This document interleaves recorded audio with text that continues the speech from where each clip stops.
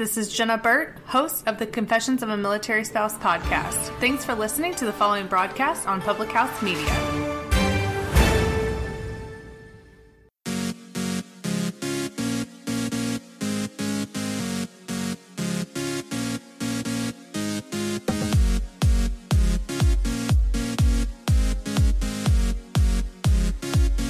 Saw this meme on Instagram the other day. It said, if stress burned calories, I'd be a supermodel. And it made me laugh. And then it also made me think about all the stressed out people that we have in our world today and how stress is causing so much anxiety and just downward spiral and unhealthy mental health issues, and just stress and burnout are a real thing. And today I want to talk to you about ways that you can de-stress in your life, that you can unplug, that you can reduce the stress and let go of the things that you don't necessarily have to have control over, and that you can really start to live a more happy and joyful life, because stress is the thing that takes away our joy in a lot of ways. And there are a lot of stressful things going on in life, right? There's a lot of political unrest. There's a lot of health issues. There's a lot of all kinds of things. And stress can actually lead to more health issues. It hinders the body's ability to show up in a good way. It hinders our energy levels, and it does a lot of things. So I want to help you today de-stress and give you 5 Ds of distressing. And when you can think about these 5 ways that you can help reduce the stress in your life, hopefully it will bring you more energy. It will bring you more joy in life. It will just bring more calm and peace and give you back the ability to think clearly and just live life in your best form. So the first way to de-stress in life is to distract from it. So get that glorious homeostasis, right? Although an increase of stress can instantly trigger the fight, flight, or freeze situation in our bodies naturally, we want to be able to regulate our hormones and bring us back to normal. Slowing our stress response takes time. However, especially if we ruminate and we relieve that stress, we find habits and activities in our life to kind of decrease that stress in our life, we can create a sort of distraction from it. And we can come up with newer ways to deal with it and handle it. But sometimes we just doing something that can just shift our thoughts away from the stressful situation allows our bodies and our brains a chance to regulate themselves.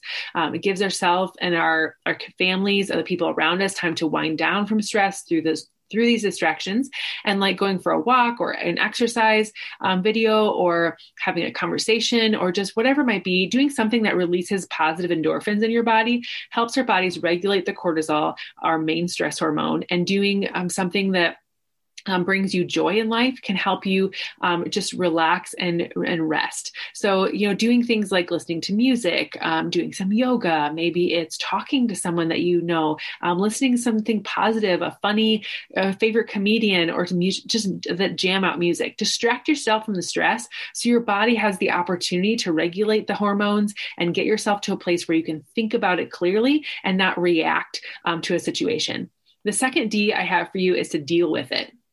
So although distraction can provide a temporary and sometimes necessary reprieve from stressful situations, walking away from a situation, getting yourself to a place where you can just be calm, avoidance becomes problematic in the long run. So when it's our only strategy is for distressing is to just distract ourselves. Like if I'm binging Netflix or scrolling social media, instead of actually dealing with a stressful situation, I know that my stress is only going to multiply in the long haul. So I need to be able to deal with it. I need to be able to come up with strategies that are going to be conflict resolutions. I need to have an ability to have active listening skills. And I need to start using I statements when I'm having conversations that might be stressful with other people. Engaging with others in stressful situations, trying to make light heart of situations, but also having creative problem solving practices and rephrasing the problems as questions, sometimes suggesting new ways to think at things without causing more stress to do with it, but really kind of dealing with the problem.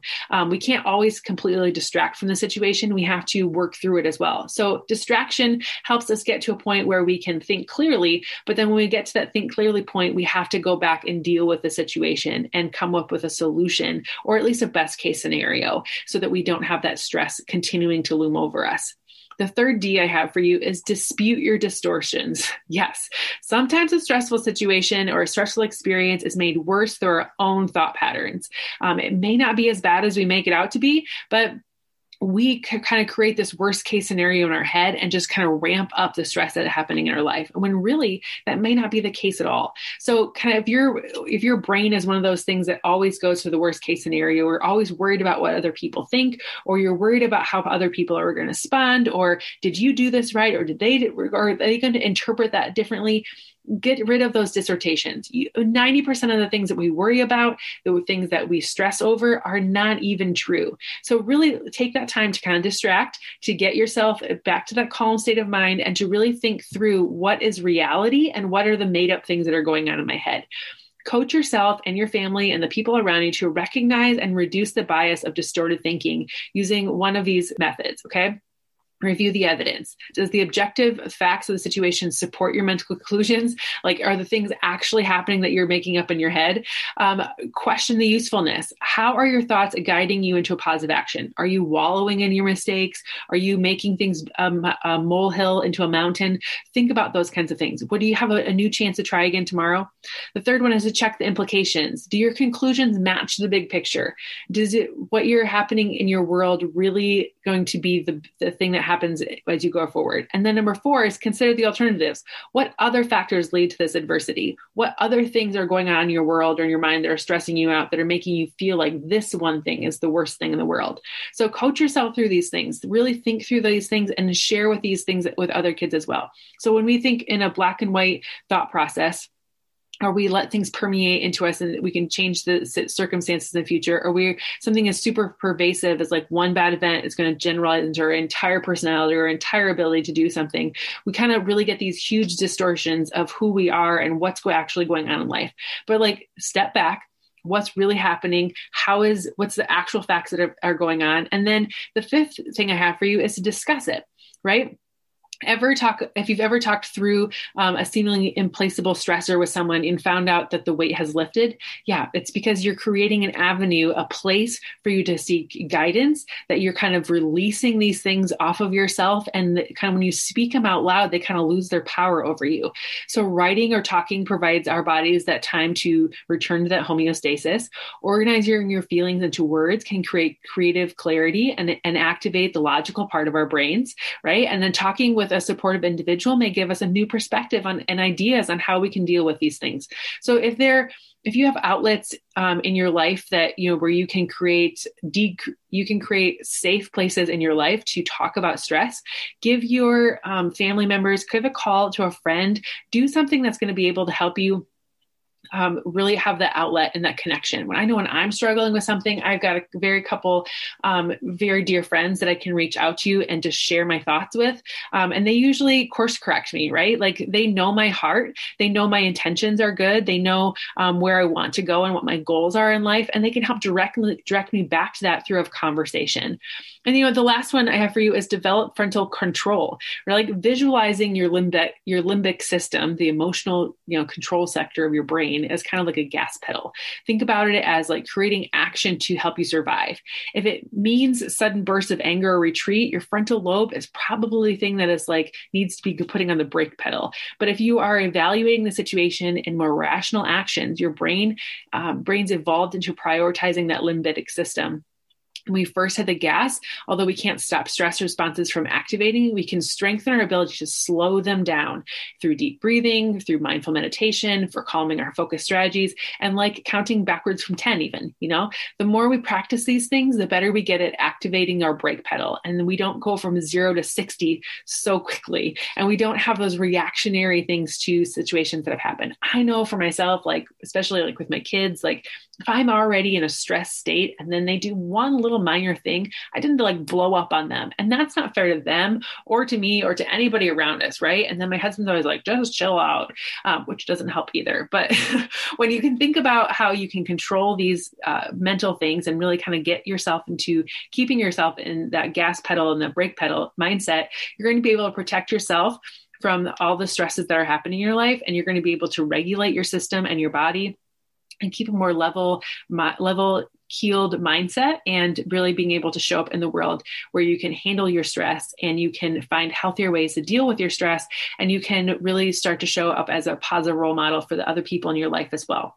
So hopefully these tips help you de-stress. They help you, find other outlets of ways to use your energy in life, and you really think about how you can surrender and let go of certain things, and you can really contemplate more preparedness in your life. So develop the frontal control, discuss it, talk things out with people, dispute your distortions. What's real? What's not real? What are you making up in your head? Deal with the situation, come up with solutions, work through the problems you have. And if you really in the moment just need to distract from it, do that until you can find that homeostasis in your heart and your mind, and you can live and show up as the person that you want to show up with as, and really guide the thought process and the emotions and the intentions of your day. So hopefully these are helpful to you. If it has been helpful to you, please reach back out and let me know. Share this with a friend or family member who might needing some ways to distress in their lives. And come back to Choose to Rise. Tell other people, leave us a rating review. We love to hear from you. Follow us on social media, kjpmeyer on Instagram and Facebook.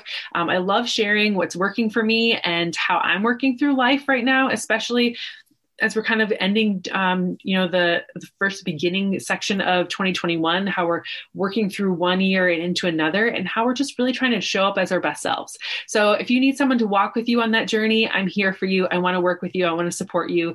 Let's connect on socials, and let's keep coming back here to Choose to Rise. And if there's something that you want me to chat about or talk about or share about, let's figure that out. And you send me the topics and I'll share here on the podcast.